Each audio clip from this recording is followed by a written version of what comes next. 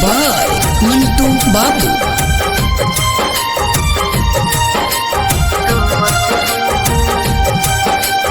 Mix by Vijender. खिड़की के कोना धके सोना हमारा रोवत हुई है, रोवत हुई है। खिड़की के कोना धके सोना हमारा रोवत हुई है, रोवत हुई है। जन्म जन्म के साथ बा छूटल, लागता मोरे करम बा फूटल।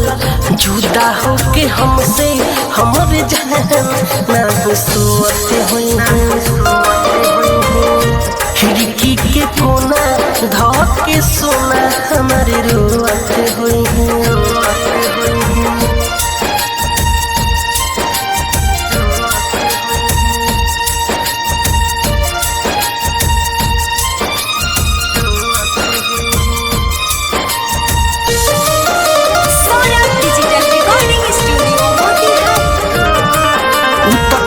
खियाली हो साथ ना निभाइली हो, स्वर्ग रहे हमर जिंदगी उता नरक बनैली हो, नरक बनैली हो।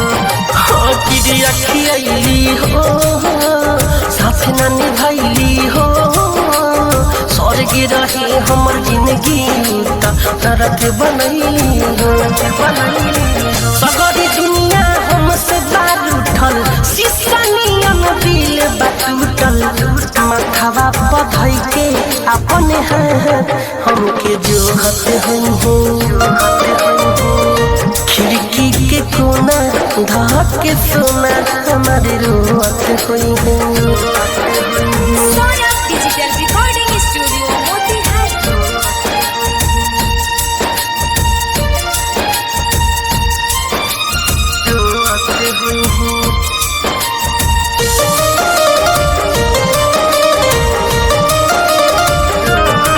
लोग पागल बनावे हो, सर कह नहीं पावे हो।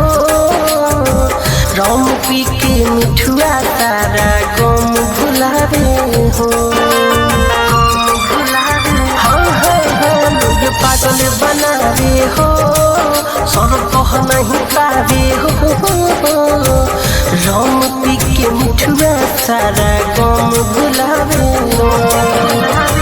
बतिया हम सबके बताई, प्यार के हुसे करी हन भाई। विजेंदर बेदर्दी विकेस देखी नहीं बोलत हुई है। खिड़की के कोना धके सोना हमारी रोवत हुई है।